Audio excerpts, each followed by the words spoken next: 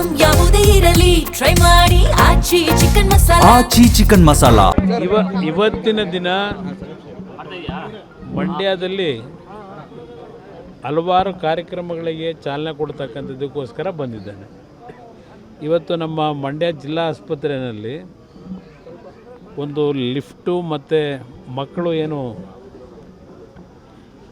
ಆಹಾರದ ಕೊರತೆಯಿಂದ ವೆಯ್ಟ್ ಕಡಿಮೆ ಇರತಕ್ಕಂಥದ್ದು, ಅವ್ರಿಗಿರ್ಬೇಕಂತ ತೂಕಕ್ಕಿಂತ ಕಡಿಮೆ ಇದ್ದು ಆರೋಗ್ಯದ ಸಮಸ್ಯೆಗಳನ್ನು ಎದುರಿಸ್ತಾ ಇರತಕ್ಕಂಥ ಮಕ್ಕಳಿಗೆ ಇಲ್ಲಿ ವಿಶೇಷವಾಗಿ ಅವರ ಆರೋಗ್ಯ ಸರಿಪಡಿಸ್ತಕ್ಕಂಥ ನಿಟ್ಟಿನಲ್ಲಿ ಒಂದು ಕಟ್ಟಡದ ಉದ್ಘಾಟನೆ, ಈಗ ಕೆಲವು ಯೋಜನೆಗಳಲ್ಲಿ 1.5 ಕೋಟಿ ವೆಚ್ಚದಲ್ಲಿ ಇವತ್ತು ಈ ಕಾರ್ಯಕ್ರಮಕ್ಕೆ ಚಾಲನೆ ಕೊಟ್ಟಿದ್ದೇವೆ, ಇನಾಗ್ರೇಷನ್ ಮಾಡಿದ್ದೇವೆ.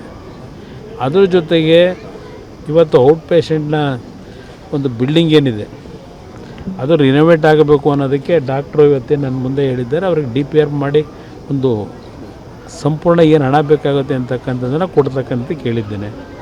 ಅವರ ಲೆಕ್ಕಾಚಾರ 6.5 7 ಕೋಟಿ ಖರ್ಚಾಗುತ್ತೆ ಅಂತ ಹೇಳಿದ್ದಾರೆ. ಅದನ್ನು ಕೊಡಲಿಕ್ಕೆ ಹೇಳಿದ್ದೇನೆ ಡೀಟೇಲು ನಮ್ಮ ಕಚೇರಿಗೆ. ಇವತ್ತು ನಮ್ಮ ನಗರಸಭೆಯಿಂದ ನಗರದ ಕ್ಲೀನಿಂಗ್ ಮಾಡ್ತಕ್ಕಂಥದ್ದಕ್ಕೆ ಒಂದು ಮಿಷನ್ ಸೆಂಟ್ರಲ್ ಗೌರ್ಮೆಂಟ್ನ ಒಂದು ಕಾರ್ಯಕ್ರಮದಲ್ಲಿ, ಕೇಂದ್ರ ಸರ್ಕಾರದ ಕಾರ್ಯಕ್ರಮದಲ್ಲಿ ಅಲ್ಲಿ ಸುಮಾರು 1.5 ಕೋಟಿ ವೆಚ್ಚದಲ್ಲಿ ಒಂದು ಕಾರ್ಯಕ್ರಮ ಪ್ರಾರಂಭ ಮಾಡಲಿಕ್ಕೆ ಮೆಷಿನ್ನ ಅಂತ ಖರೀದಿ ಮಾಡಿದ್ದಾರೆ. ಅದರ ಒಂದು ಇನಾಗ್ರೇಷನ್ ಇಟ್ಕೊಂಡಿದ್ದಾರೆ. ಅದ್ರ ಜೊತೆಗೆ ಬೇರೆ ಬೇರೆ ಕಾರ್ಯಕ್ರಮಗಳಲ್ಲಿ ಭಾಗವಹಿಸ್ತಂಥದ್ದು. ಅದರ ಜೊತೆಯಲ್ಲಿ ನರೇಂದ್ರ ಮೋದಿಯವರು ಈಗ 12 ವರ್ಷಗಳ ಒಂದು ಯಶಸ್ಸಿನ ಒಂದು ಹಾದಿಯನ್ನು ತುಳಿದಿದ್ದಾರೆ.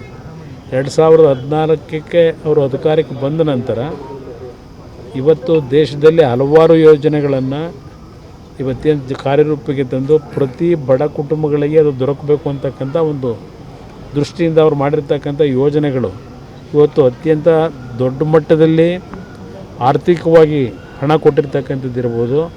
ಅದರಿಂದ ಇವತ್ತು ಬಡ ಕುಟುಂಬಗಳ ಪ್ರತಿಯೊಂದು ವ್ಯಕ್ತಿಗಳಿಗೂ ಒಂದೊಂದು ರೀತಿಯಲ್ಲಿ ಅದು ಆಯುಷ್ಮಾನ್ ಭಾರತ್ ಇರ್ಬೋದು, ಜನ್ಧನ್ ಕಾರ್ಯಕ್ರಮ ಇರ್ಬೋದು, ಅಲ್ಲಿಂದ ಮುದ್ರಾ ಕಾರ್ಯಕ್ರಮ ಇರ್ಬೋದು, ಹೀಗೆ ಹಲವಾರು ಯೋಜನೆಗಳಲ್ಲಿ ಇವತ್ತು ಪ್ರಧಾನಮಂತ್ರಿಗಳ ಒಂದು ಚಿಂತನೆಯಿಂದ ಬಂದಿರತಕ್ಕಂಥ ಕಾರ್ಯಕ್ರಮಗಳು ಅದು ಪ್ರತಿ ಕುಟುಂಬಕ್ಕೂ ದೊರಕಬೇಕು ಅಂತಕ್ಕಂಥ ಅವರ ಚಿಂತನೆ ಇವತ್ತೇನು ಯಶಸ್ಸಿನ ಹಾದಿಯಲ್ಲಿ ನಡೀತಾ ಇದೆ.